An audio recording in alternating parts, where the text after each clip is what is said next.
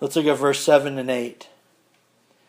A satisfied soul loathes the honeycomb, but to a hungry soul every bitter thing is sweet.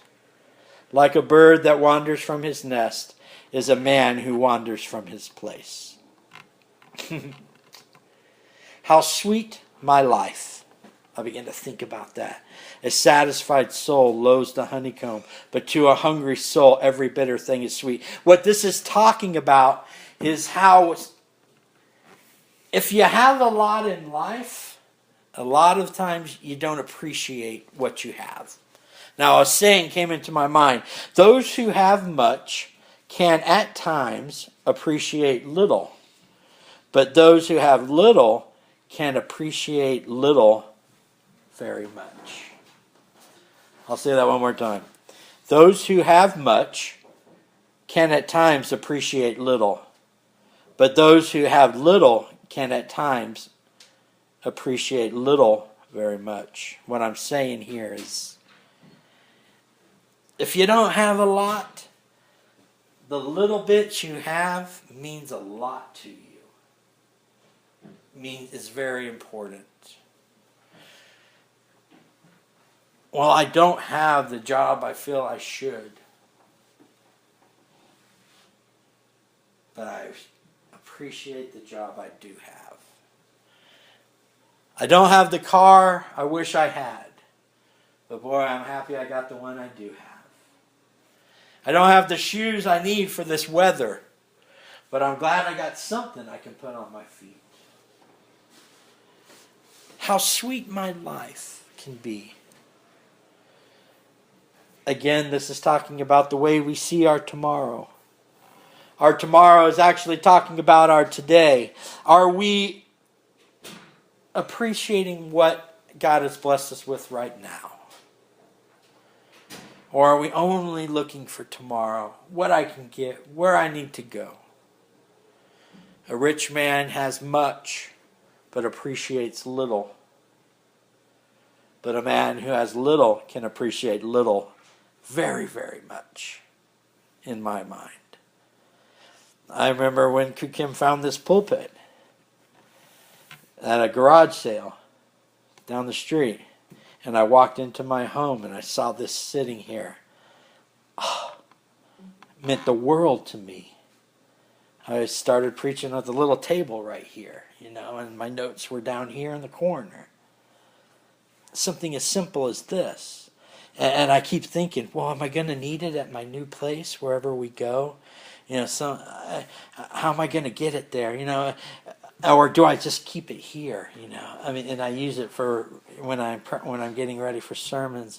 It means so much to me now. I don't want to let it go. Someday, I don't know. It's those little things that matter in your life that you can appreciate. Might not mean anything to anyone else. You can get something bigger that weighs a lot less. That we can transport wherever we're going to go.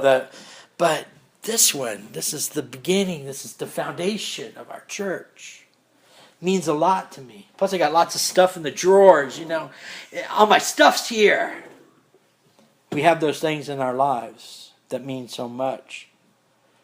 And right now, would I trade this up for a big grand one? No, because this is what we need right now. Our tomorrow, many times, is about today. Verse 8 reads, like a bird that wanders from its place, from its nest, is a man who wanders from his place. We can talk about the birds and when they leave the home and all those different things, but what this is talking about, this passage right here, is, I think, I left God many times in my life. Several times. I walked my own way. I've put God aside and did my own thing. In a sense, I left home. I knew since I was a child that God was what I needed in my life. My parents, evangelists, preachers, put God into me, but I chose at certain periods of my life to go my own way, and I left home.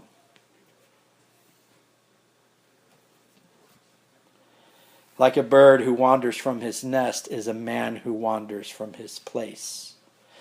Our place is the Word of God. Our place is with Jesus.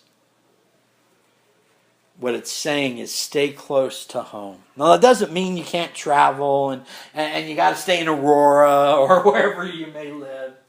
But what it's saying is stay close to God. Stay close to Him. Stay close to the Word of Him. Come to church, read, study, sing praises unto Him, play Christian music. Understand that Christmas is really Christmas. Jesus. It's about Jesus. Not stuff. Stuff is cool. It's good to get stuff on Christmas. But it ain't about that. It's an opportunity to share Jesus with someone else. But it's saying stay close to home. Your tomorrow is, prayerfully for all of us in this room, is a long way off. We got lots of tomorrows. And our travels need to stay close to home. We need to stay close to the Word. As our tomorrows develop and grow, stay close to Jesus. As we come to a conclusion, verse 9 reads, "Ointment and perfume delight the heart, and the sweetness of a man's friends gives delight by hearty counsel." This passage here is talking about someone investing in you, caring for you, and sweetness is described as revitalized and encouragement. It's good when someone feeds into you. It's good when someone cares for you, when someone encourages you, when someone lifts you up.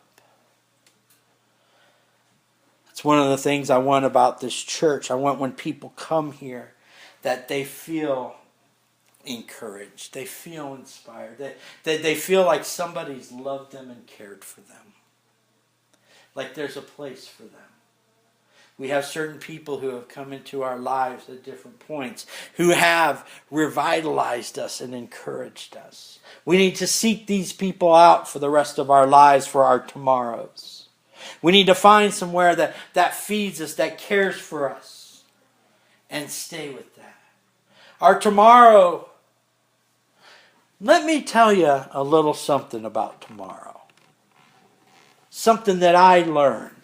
Something that all my years of ministry, all my life walking this earth, the deepest thing I figured out as I was preparing for this sermon about tomorrow is I know nothing about tomorrow. Not a clue. I can plan for my tomorrow. I can do my best to have a good tomorrow. I can hope I have a tomorrow. But honestly, I don't know about tomorrow. And I'm okay with it. Because I know the man who knows tomorrow. I know the man who knows the next day and the next day and the next step of my journey. I can sleep well at night, being totally ignorant about what's going to happen tomorrow. Because all I can do is walk it the best that I can. All I can do is hopefully wake up, see that I'm alive, hopefully say a prayer before I start stressing about the day. Get up, take a shower, eat.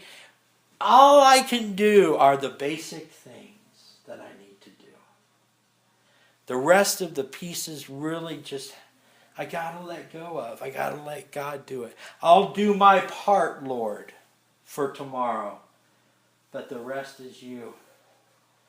Do I want to know right now where God has this church in a few months? Yeah. But I might be scared. I might not agree with where God is going to place us right now. At the time, I will. But I might try to input Him and shift things around a little bit. Sometimes I don't need to know about tomorrow.